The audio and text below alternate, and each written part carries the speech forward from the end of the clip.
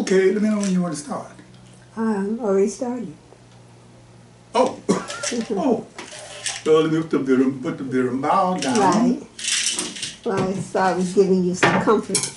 Well, okay, I appreciate that. Mm-hmm. I'm going to have to start off this evening on a very somber note. I'm going to start off this evening with, I guess, honestly, a very sad note. Usually, you know, we start off these things with a little bit of levity, a little bit of jolliness. Mm. And for those who may have missed us over the course of the past couple of weeks or so, I want to confess, frankly, that I think I had sort of a little bit of a breakdown, I guess you call it. Well, I started off reading. Okay, let me start it, get myself together. I'm trying to sell a couple of books. This is Liquor Store Rufus. And the idea is to hold it up in front of you and suggest that you should buy one of these books because it's very well written and it's maybe edutaining. Ghetto Sketches might not be very entertaining, but at least educational. Well, the substance of the book. The substance of the book will be entertaining. Okay. What happened is that I started reading the names of people of color who had been killed since George Floyd's death, and it came to 229 black people. And I don't know, at some point I was looking at these pages and I just felt like, you know, I just want to I couldn't just keep on reading. But I feel I owe it to myself and to whoever might be paying attention. I owe it to them to finish out what I'd started. So I'm going to go on and finish reading this. These were people who were killed after George Floyd was murdered in Minnesota. Patches, Vojon Holmes, Jr., 26, Bellefontaine, Neighbors, Missouri. Kurt Andres Reinhold, 42, San Clemente, California. Willie Rothschild, Jr., 57, Wagaman, Louisiana. DeMarco Riley, 27, Decatur, Georgia. Jonathan Price, 31, Wolf City, Texas. Stanley Cochran, 29, Philadelphia, Pennsylvania. Tyran Dent, 24, Queens, New York. Anthony Jones, 24, Bethel Springs, Tennessee. Kevin Karp, 23, Los Angeles, California. Dana Mitchell Young, Jr., 47, Los Angeles, California. Fred Williams III, 25, Los Angeles, California. Akbar Muhammad Eddy, 27, Rock Island, Illinois. Dominique Mulkey, 26, Tampa, Florida. Marcellus Stinnett, 19, Waukegan, Illinois. Rodney Arnez Barnes, 48, Elmwood Place, Ohio. Gregory Jackson, 45, Morris Point, Mississippi. Mark Matthew Bender, 35, San Bernardino, California. Eunice Little Rock Ross Jr., 26, Kansas City, Missouri. Jacoron Shmonen Jackson, 19, Sylvester, Georgia. Walter Wallace Jr., 27, Philadelphia, Pennsylvania. Maurice Parker, 34, Las Vegas, Nevada. Kevin Peterson, 21, Vancouver, Washington. Name withheld by police, 42, Detroit, Michigan. Justin Reed, 34, Jacksonville, Florida. Michael Wright, Sacramento, California. Reginald Alexander, 25, Dallas, Texas. Frederick Cox Jr., 18, High Point, North Carolina. Rodney Banks, 25, Baltimore, Maryland. Busumuzi Kunene, 36, Lanham, Maryland. Brandon Milburn, 37, Oklahoma City, Oklahoma. Tracy Leon McKinney, Gulfport, Mississippi. Angelo A.J. Crooms, 16, Cocoa, Florida. Sincere Pierce, 18, Cocoa, Florida. Arthur Keith, 19, Cleveland, Ohio. Name withheld by police, Inglewood, California. Sean K. Jones, 38, Dania Beach, Florida.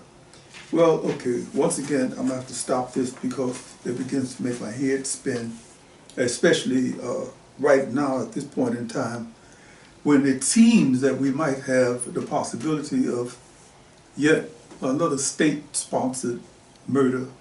This time, it will be the murder of a young man named Julius Jones. Julius Jones in Oklahoma.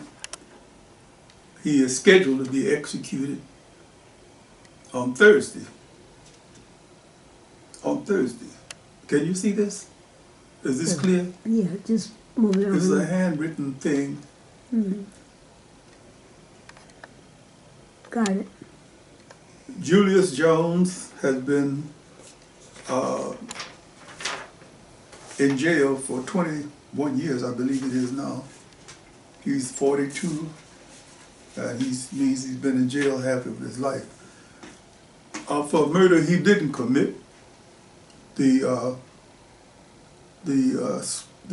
sweetheart of the victim has offered evidence that he didn't shoot her boyfriend. He has an airtight alibi. He has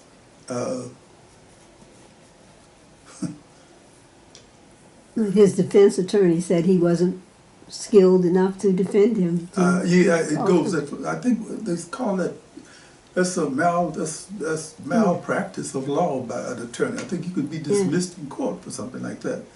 But that's what he said. He owned up to it. Mm-hmm. Aside from that, there's evidence that comes from a former cellmate of the guy who did do it, who has offered sworn testimony that before this man served his 15 years and was freed, that he did indeed shoot, and that Julius Jones didn't do it. Right. We've seen a couple of shows where Joy Reid has, upped the temperature of the thing a bit, but it seems like the whole country should know something about something like this, and I hope in just our small way we will bring some notice of this injustice to the public eye. That certainly have an easy enough name to remember. Julius Jones. Yeah. It's so incredible to think. Like I say, I think this is one of the things that was causing my head to spin when I could see a young white man go on trial in Wisconsin after having murdered two people with, I think it was AK-15, an assault rifle. Killed two people and severely wounded a third one. Mm-hmm. And they're trying to decide whether or not they should free him on some kind of, I don't know what you could use to free him on him, as it appears from watching the case, from what we do see, thank goodness for cameras being inside the courtroom, but what we can see, the judge seems to want to adopt him. I mean, when's the last time you've seen a defendant stick his hand into a lottery container and pull out the names of the jurors? I mean, that's mind-blowing all by itself. So it appears that they're preparing us to accept the idea that Rittenhouse will be declared not guilty of what he's guilty of. Meanwhile, Julius Jones has been declared not guilty of what he was accused of by a whole collection of people over a 20-some year period. Plus the parole board. Once. Twice, I believe it was. Twice the parole board thought case should be reviewed, that there was too much evidence that he didn't commit the crime. Okay, so that should be enough. I mean, aside from everything else, when the beloved of the murdered person says, this is not the person who did it, and she might have every bit of reason to want to say, yeah, he did it, and she's able to say, no, he didn't do it. No, he didn't do it. Right. And I keep it's mind blowing, yeah. Well, when I read these names and I'm thinking, wait a minute, man, this is 19. What is it? This is 2021, but it does seem like it's 1945 or something. 1945 or 1948, you know. 1950, yeah. It's unfortunate. Wow. Yeah. So I'm going to have to stop reading this again for the moment because, like I say, it gives me a headache. I'm hoping that the jury, what is it? They've offered things in the Rittenhouse case. They've offered all kind of excuses, you know, like he was trying to defend the community. He didn't even live there. He lived somewhere else, you know. And then we got the Aubrey thing coming up with of the 3 white men who wanted to have citizens arrest, which was a good excuse for them in their minds to kill Ahmaud Arbery. And the fact that people don't want to think about history. Oh no, that's another headache. But at the same time, that doesn't bother me very much because that has never been true. I mean, you know, ever since they started writing history books, and by they I mean the usual suspects. They say if lions could write history, lions would be on top. In this case, since we haven't had the opportunity to write our history, then the 1619 Project, and before that, all of the African-American historians, all the way back to 1619 and before, you know, we knew when the deal went down that we would not get a fair deal in the history department, so I never expected that. But to come out and say that what is it? Critical race theory should just simply not be taught. Well, it's not. Well, it's only taught in law school, which is you know. I mean, I've heard of advanced classes, but not in elementary school. You know, racism, I think, to me, as a satirist, is basically ridiculous and crazy anyway, because you can't eliminate or obliterate the history of a whole people in this country. And I noticed the pushback that's happening. Every time I turn on TV now, there's some history station, whether it be Civil War or this is what happened yesterday or whatever it is. So tell me this. Yes. With a group, when a parent says, no, I won't listen, when a parent says, you can't tell me what to do, and the child sees that, what happens next? Well, one of the things we can easily see is that we wind up with what we have happening right now. And children learn from their parents. Yeah, they become they become anarchists. They become disobedient. I believe that, like many other great societies before America, Greece, Rome, they all begin to unravel the minute they certain kinds of societal norms begin to just simply frazzle up and fall apart. Who's it that said that you can tell about a civilization by the way they treat their women? I don't know. I think was it Gandhi said that, I think it might have been Gandhi. It might have been him, but that's an example. I would say add to that the way a so-called, well, first of all, you have to define what a civilization is. I have to go along with John, the historian John Hope, John Henry Clark, who once made the statement that very often in the West they mistake industrialization with civilization. And very often that's not the case. You could have an industrialized society that doesn't have a civilization. He defines a civilization as a place and a time where people behave civilly toward each other. And thus far, on this earth, so far as we know, there have been damn few places where people behave civilly toward each other. You look at the people in India. I was thinking about the people in Sri Lanka, for example, Buddhist monks who are going out to slaughter people who believe in a different, the Rohingya people, for example. You have a different religious view than I do, so that means that I have to slaughter you. We might be building up to that in this country. The thing that might save us is the fact that enough right-thinking people, no pun intended, will suddenly say, well, wait a minute, we're just on a slippery slope. We've already had real strong pockets of fascism, so everybody's aware of that.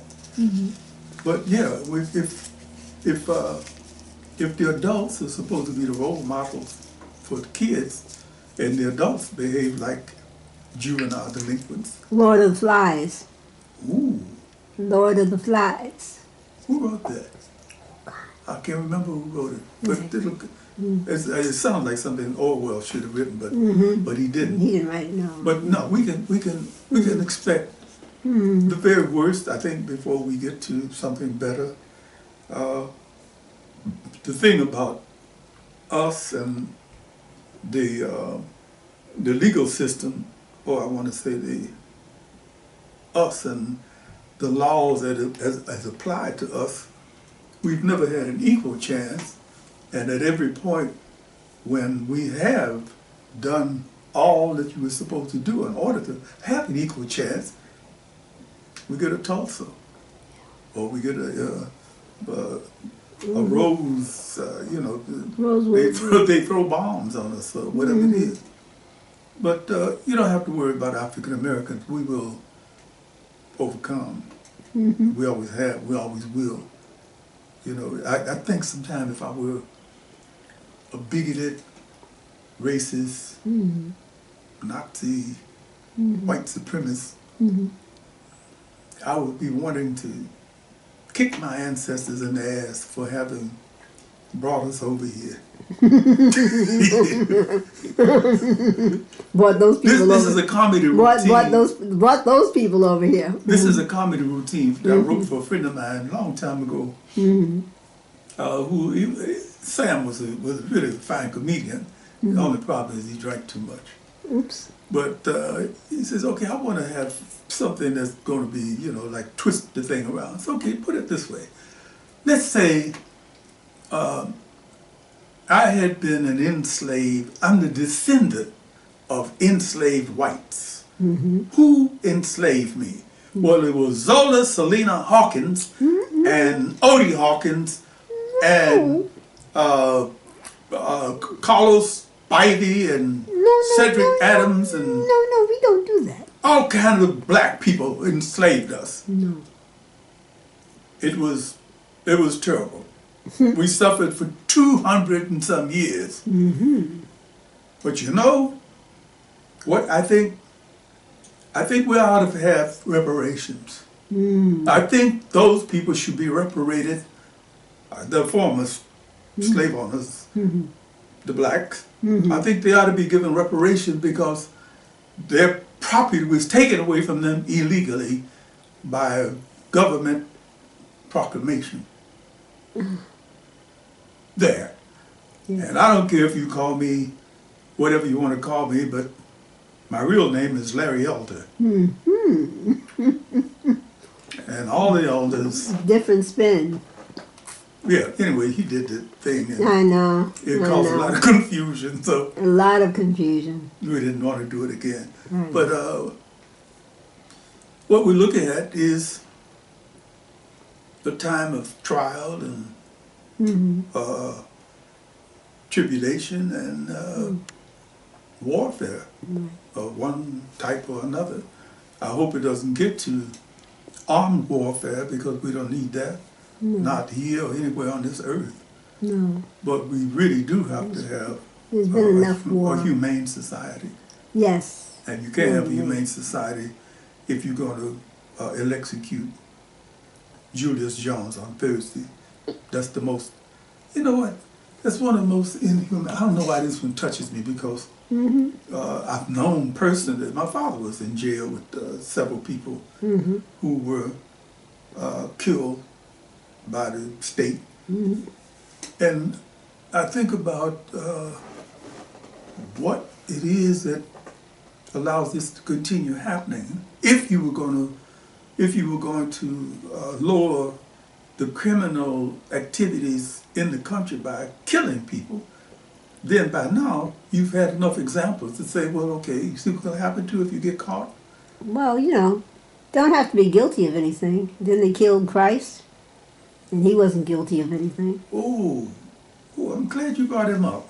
You know, I'm not Just one of those things. yeah, I might have Wrong place, wrong time. Sorry about that. Gotta nail you on the cross. Wow. You write comedy too? Life is a comedy. Life. And I've got to look at it that way, otherwise I Henry would Miller stay is in the guy who tears. said that if you look at life with your head, it's a comedy. If you look at it with your heart, it's a tragedy. You would be in tears all the time. So here we are. Yes. Today is Tuesday. We won't be able to get back to this reading of this. I only have a couple more pages to go, but this. But one should note that the first part of Ghetto Sketches covered the names of people who have been killed. And then you're able to step back in time to the various stories of Ghetto Sketches. That's it. You know, there was a reason. I decided to do this because I wanted to go through, I call it cathartic if you want to. I wanted to go through something that would be a catharsis for me before I got to the stories, because in many ways these are stories that never got a chance to be told. Well, you know, things that happen in the ghetto. It's not always music and fun and drugs. Yeah, well, imagine that. A lot of killing going on. Yeah, a lot of killing. And it's not Jew on Jew, black on black, Asian on Asian. It's just a lot of killing going on. Well, let's get back at it. All right. Next week. Next week. And again. Don't kill Julius Jones. He is innocent. Oh, shit. I wish it would be possible for everybody. We're living in L.A., and if we leaned out of the door now and said, don't kill Julius Jones, they might send the police to arrest us for disturbing the peace. But wouldn't it be great in the same way that they did in Network, you know, mad as hell, and I'm not going to take it anymore. If at some point we could become united enough. Flood the governor's office. Don't kill Julius Jones. When you get to the point where a man's been in jail for 20-some years, and two parole boards say don't kill. No. I just don't get much. You know, I'm not one of these people who have endless faith. I've lost faith with so many elements in our society. I don't even trust them when they tell me the truth. But it's oddly enough that Julius Jones still believes. Yeah. Well, that's what his mother said. Yeah, he still believes that's what his mother said. that the justice system will come through. So it's hope. People can have that kind of spark, flame up in them. Mm-hmm. You know, when you're faced with the possibility of death. I think that's a time when you either go to one side or the other. Mm. You become a little crumbling cracker, or a little crumbling cookie, or as they say, the cookie crumbles. Right. Or you find something in you that enables you to face the possibility. Yes. And I'm going to leave it at that. All right. I want to thank you Thank you, for Odie having Hawkins. me do what I'm doing. Thank you. I started off playing the Berimbau, Mm-hmm. and I'm going to go back to doing that now. All right. Itness. Alfred, stay up. James, stay up also. Happy birthday, Alfred. Now go to sleep. Go to sleep. Cognac. Cognac Tuesday. Cognac Tuesday.